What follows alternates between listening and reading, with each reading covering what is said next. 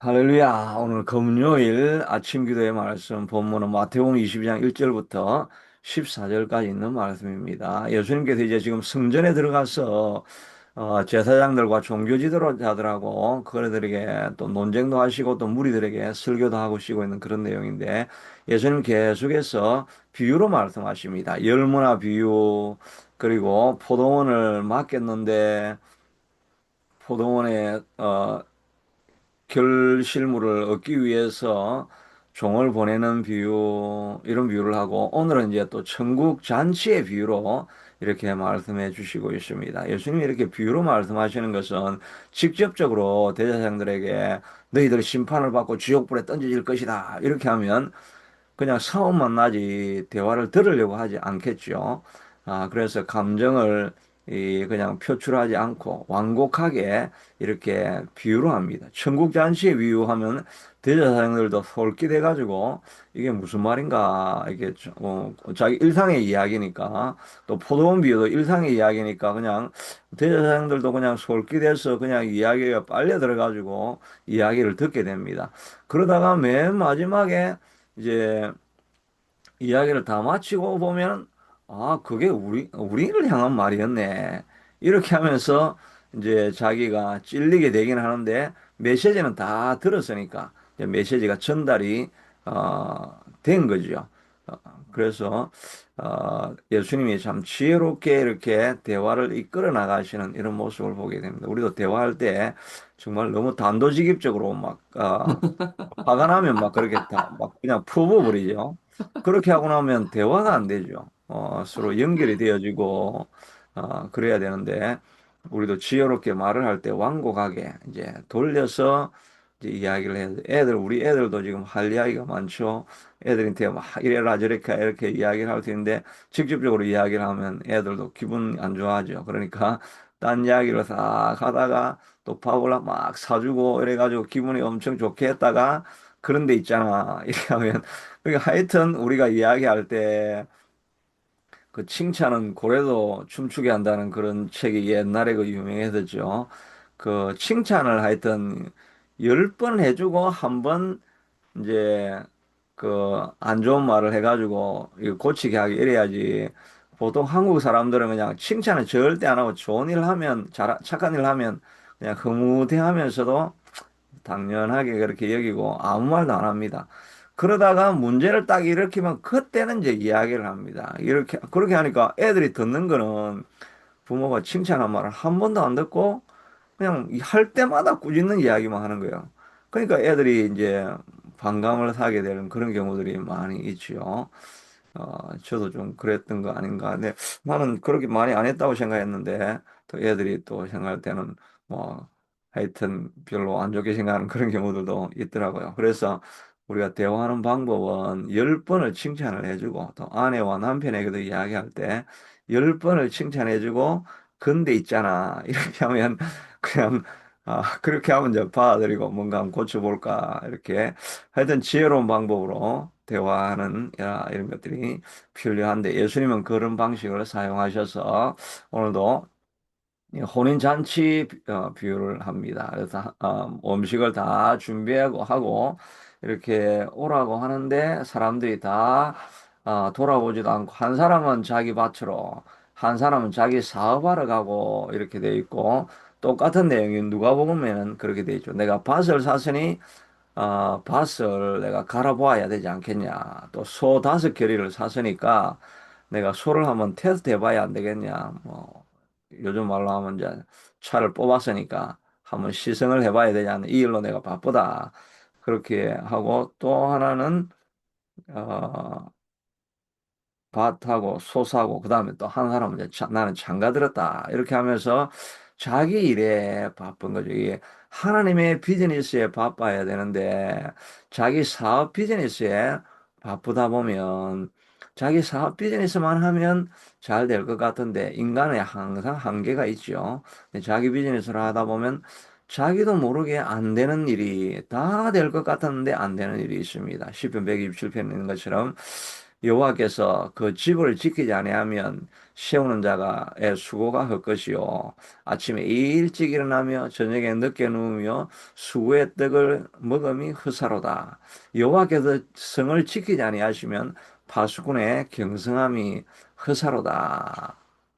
하나님의 비즈니스를 우리가 먼저 하고, 우리가 세상 비즈니스 열심히 해야 되는데, 그 일의 최종 목적은 하나님의 비즈니스다는 것을 알고, 하나님을 어떻게, 감동시킬까? 하나님을 어떻게 기쁘게 할까?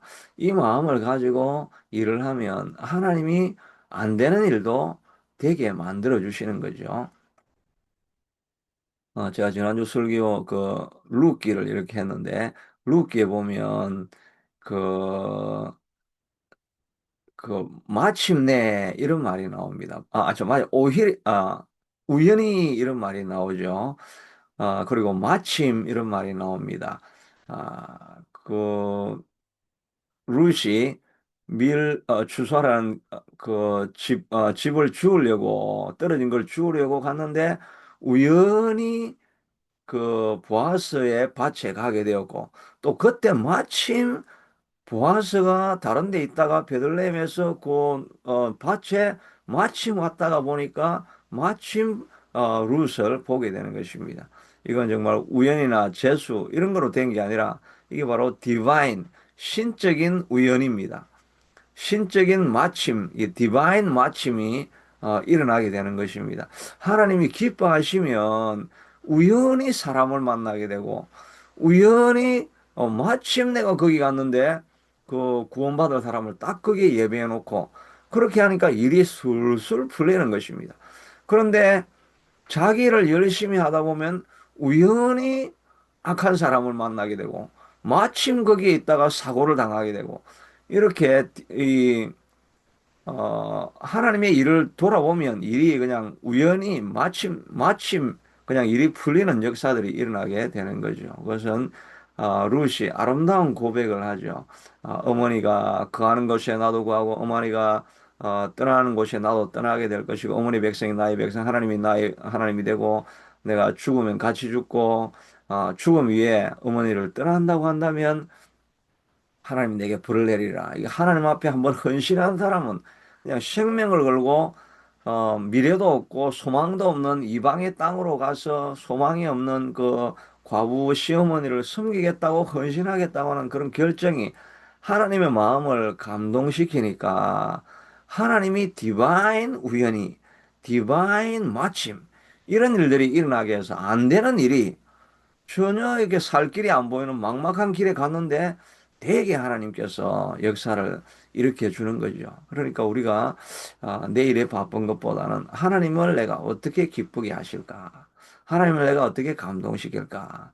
이렇게 어떻게 하나님을 감동시키려고 매일매일 이렇게 아침 예배에 내가 그냥 알람을 10개를 틀면서 하나를 끄고 하나를 끄고 하면서 이렇게 나아오는 그 모습을 보면서 하나님이 너는 됐다. 내가 너 아니고 너가 누구를 축복하겠냐. 그렇게 하면 우연히 갔는데 그냥 길거리에 떨어진 돈이 보이는 것입니다. 떨어진 돈을 줍고 마침 어떤 사람이 와가지고 그냥 내가 꼭 필요한 정보를 말을 해줘가지고 그냥 안 되는 일이 풀리게 되고 그게 술술 풀리는 잘 되는 인생입니다.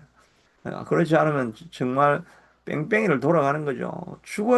마침 수고를 내가 다 됐는데 마침 그때 이 사기꾼이 나타나가지고 그냥 다 가져가 버리고 우연히 거기에 무슨 사건이 나가지고 안 되고 그게 고생하는 인생이죠.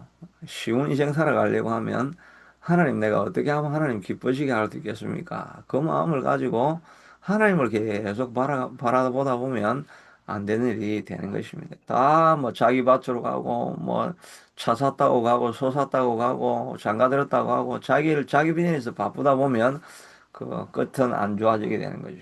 그 남은 종들을 잡아 어떤 사람들은 모욕하고 죽이니 이 사람은 바로 종교 지도자들이죠. 이 종교 지도자들에서 하나님께서 군대를 보내가지고 살인한 자들을 진멸하고 그 동네를 다 불살르고 하나님께서 이 사람들에 대해서는 아주 진노하는 그런 것을 보죠. 아주 진멸을 하니까 대노를 하신 거죠. 그래가 마지막에 역사적으로는 70년대에 그 티토 장군이 와가지고 예루살렘 성을 다 포위를 합니다. 이 예루살렘 사람들이 반기를 들어가지고 그 로마를 벗어나서 해방하자라고 하면서 이렇게 봉기를 들으니까 그 황제가 티토 장군을 보내가지고 근데 그 요새가 좀 어려우니까 뒤에 둔턱을 쌓아가지고 물자가 하나도 수송이 안 되게 하니까 그 안에서 오랜 시간이 지나게 먹을 것이 없으니까 자기 아들을 잡아먹고 하다가 성이 초토화되는 그런 역사를 말하기도 하고 또 구약에서도 아수르 바벨론을 보내는 그 사건을 이제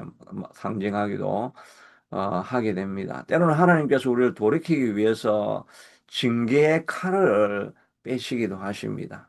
자기가 사랑하는 아들마다 징계하지 않는 아들이 있겠습니까? 돌이키려고 하면 때로는 무섭게 매를 들고 하는 이런 일들이 이제 있을 수밖에 없는 것입니다. 그때 히브리서 12장 5절에 보면 하나님의 징계를 경히 가볍게 여기지 말고 또 한편에서는 낙심도 하지 말아라 는 것입니다. 어려운 일을 당하니까 아버지가 나를 버리는가 봐.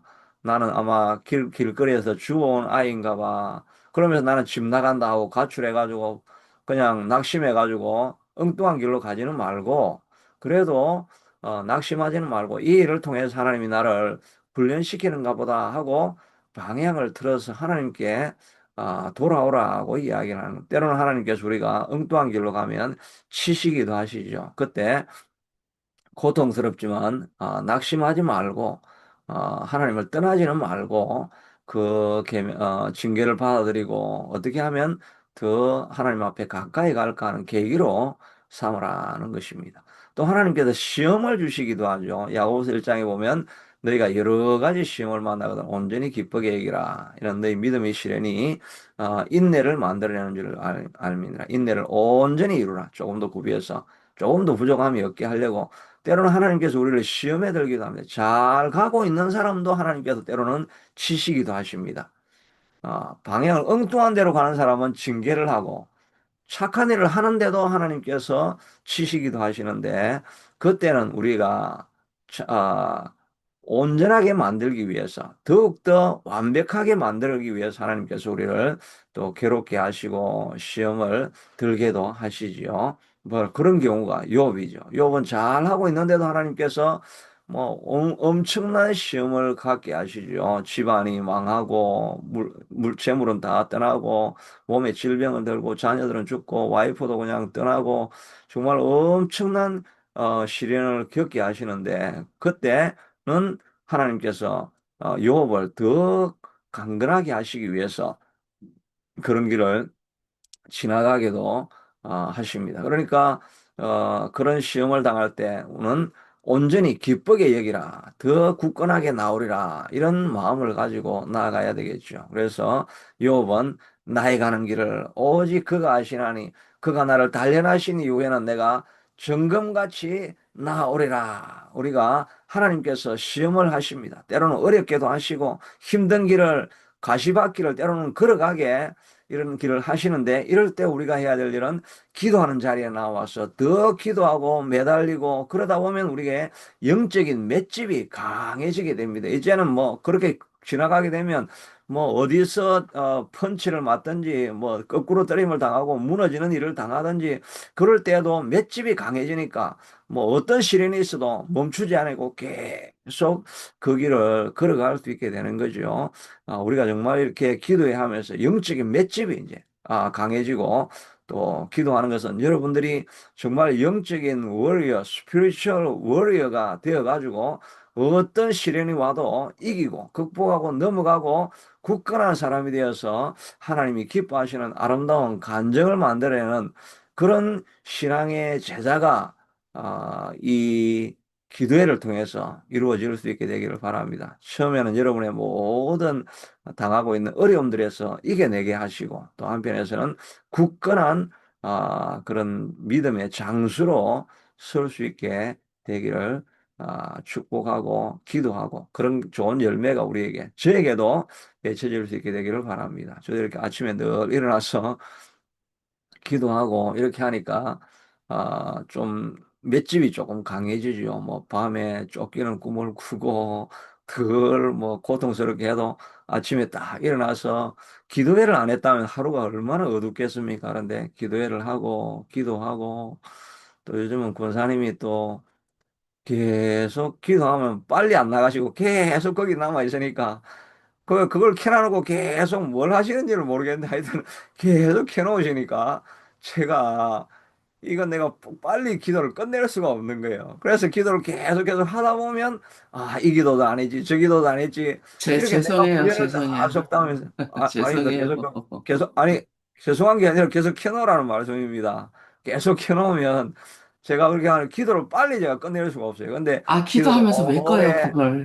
기도를 계속 오래 하다 보니까 제가 맷집이 더 강해지는 것입니다. 그래서 저는 이렇게 한 분 켜놓고 계셔서 저는 정말 너무 감사한데 빨리 끝나나 이렇게 보네. 하나님께서 하여튼 어떤 모습이든지 간에 우리를 이렇게 이끌어 가시고, 우리를 훈련시키는, 그 길을 지나가면서 우리가 점점 더 강해지게 되는 그런 과정들을 지나가게 되는 줄로 믿습니다.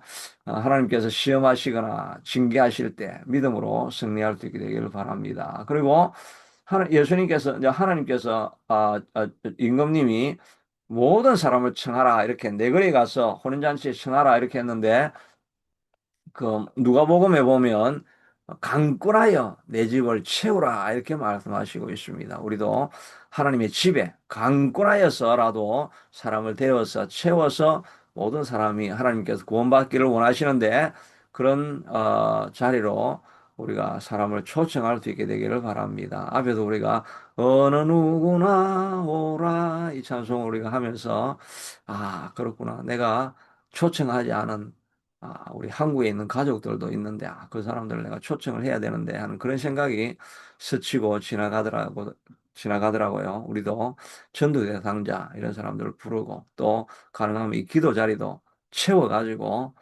기도를 잃고 힘을 잃었던 사람들이 와서 기도하다가 회복되는 그런 역사가 일어날 수 있게 되기를 축복합니다. 그것이 우리가 하나님의 비즈니스죠. 우리가 그 일을 계속 하시면, 그 일에 하나님 앞에 헌신하고 기도하면, 또, 전도에서 사명자로 삼으려고 애를 쓰면 하나님이 우리를 축복하실 줄로 믿습니다. 그런데 들어왔는데 많은 사람들이 보니까 음식을 뭐 맛있게 먹는데, 임금이 손님들을 보러 들어갈 때 거기서 예복을 입지 않은 한 사람이 있으니까, 어찌하여 들어왔느냐, 말도 못하거늘 손발을 묶고 바닷가 어두운 데 던지라, 슬피 울며 이를 갈게 되리라. 이건데 이게 좀 이상하지 않습니까? 길거리 가서 데려오라고 해놔놓고, 뭐 데려왔는데, 뭐 길거리에서 아무나 빨리빨리 데려오라 이렇게 해가지고 데려왔는데, 예복을 입지 않았다고, 근데 오라 해놓고 예복을 입지 않았다고 다 쫓아내는데 막 그 지옥에 떨어져서 이를 가면서 슬피 울게 되리라 이게 좀 이상하게 우리가 보이지 않습니까? 근데 이거는 이제 그 당시 고대 그 당시의 전통이 왕이 초청을 했으면 왕이 초청했는데 왕의 아름다운 자리에 왔는데 막 거지같이 때 묻고 냄새 나는 옷으로 막 이래가지고 거지들이 쫙 앉아 있으면 그 왕의 그, 격이 맞지 않습니까? 격이 떨어지지 않습니까? 아무래도 왕자리에 오면은 다 들어오는데 앞에서 그 병사들이 서가지고 옷을 좀 단장을 해주고 이렇게 하죠. 방송에 나가면 다 들어가기 전에 다 메이크업을 하죠. 그 전부 다 메이크업을 하고 뭐 이렇게 해가지고 뭔가 얼굴이 그냥 보통 얼굴로는 나오지 않습니다. 이제 뭐 다큐 할 때 이렇게 보면 그 동네 시골 아줌마들 있는 모습 그대로 나와가지고 하는 뭐 그런 것도 있지만 방송국에 가면 다 격을 맞춰야 되죠. 뭐 폼도 나게 하고 뭐 옷도 좀 하여튼 그 코디가 있어가지고 좋은 옷을 입게 하고 그렇게 하는 게 있잖아요. 이 왕한테 가는데 거지들이 막 시장가에 있다가 막 이런 시장통처럼 이렇게 만들면 왕의 격이 안 서지 않습니까? 그러니까 들어오기 전에 옷을 입힙니다. 그러니까 그 보통 옷이 아니고 예복을 다 입히는 것입니다. 예복을 입혀서 들어와서 그 격을 살리게 되는데 이것은 바로 우리가 입어야 될 옷을 말하는 것입니다. 구원을 받고 하나님의 초청을 받았으면 하나님의 의의 옷을 입으려고 해야 되는데, 그러니까 들어올 때 예복을 다 줬습니다. 그런데 예복을 나는 안 입겠다고 고집을 부리면서 의의 옷을 입고 거룩한 삶을 살기로 결단하고 왕 앞에 왔으면 이제 내가 거룩한 모습을 서겠습니다라고 하는 이런 결단을 해야 되는데, 잔치 자리는 와가지고 초청은 받았는데 나는 어렵게 사는 거나 나는 모르겠다. 나는 거룩한 삶 이런 건 나는 모르겠다. 그냥 밥만 먹고 갈란다. 이런 사람들은 초청은 받았지만 택함을 받지 않은 사람들이죠. 그런 사람들은 쫓겨갈 수밖에 없는 것입니다. 하나님이 초청을 받았고 임금의 초청을 받았으면 이제 내가 이제 거룩한 삶을 살아가야 되겠습니다. 내가 여복을 입고 의에 예수님의 보배 피로 씻어진 거룩한 옷을 입고 거룩한 삶을 살기 위해서 때로는 고난을 당할 수도 있고 시험을 당할 수도 있고 징계를 당할 수도 있지만 내가 의의 옷을 입고 거룩한 사람으로 내가 거듭나기를 원합니다. 라고 하면서 거기에 헌신하는 그 사람이 택함을 받은 사람인 것입니다. 그러니까 우리가 예복을 입기로 결단을 해야 되는 것입니다. 예복이 좀 내 마음에 맞지 않는다 할지라도 이제 의의 종으로 하나님의 아들로 살아가려고 하면 나는 이제 거룩한 삶으로 헌신되어진 사람입니다. 나는 이전의 내가 아니라 새 사람이 되었고 거룩함에 헌신되어진 사람입니다라고 하면서 나아가는 것이 필요합니다. 그 거룩한 삶을 살아가기 위해서는 또 의의 갑옷을 입어야 되겠죠. 믿음의 구원의 투구를 쓰고 의의 흉배를 붙이고 평안의 복음의 신을 신고 진리의 허리띠를 띠고 또 그 말씀의 금을 가지고 또 그 의의 흉배를 붙이고 전신갑주를 입고 내가 거룩한 삶으로 나아가기 위한 내가 전투복을 가지고 오늘도 전투하는 마음으로 나아갑니다. 믿음의 방패 또 말씀의 금을 가지고 사단이 와서 우리를 공격해서 넘어뜨리려고 하면 나는 거룩한 삶을 살게 될 것이다. 나는 의의 삶을 살아서 내게 맡겨진 사명을 위해서는 죽음의 길이라도 내가 건너가고 싸워 이기기를 결단합니다라고 하는 이런 의의 갑옷을 입고 나아가려고 하는 이 결단이 있는 그 사람이 바로 택함을 받은 사람이지요. 우리도 다 주님의 잔치에 초청을 받았는데 이제는 내 세상 비즈니스가 아니라 하나님의 비즈니스를 위해서 하나님을 기쁘시게 하고 하나님의 마음을 감동시키는 그런 헌신의 결단을 하고 나아가고 부정적인 것, 또 더러운 것들, 악한 것들과 나는 싸우고 믿음의 길, 의의 길을 걸어가리라. 이 마음을 가지고 나아갈 때 하나님께서 우리를 축복하시고 거룩한 열매의 삶으로 이끌어 가시게 될 줄로 믿습니다. 이 초청을 받은 우리가 그 의의 예복을 입고 하나님 앞에 거룩한 열매를 남기는 우리가 될 수 있게 되기를 축복합니다.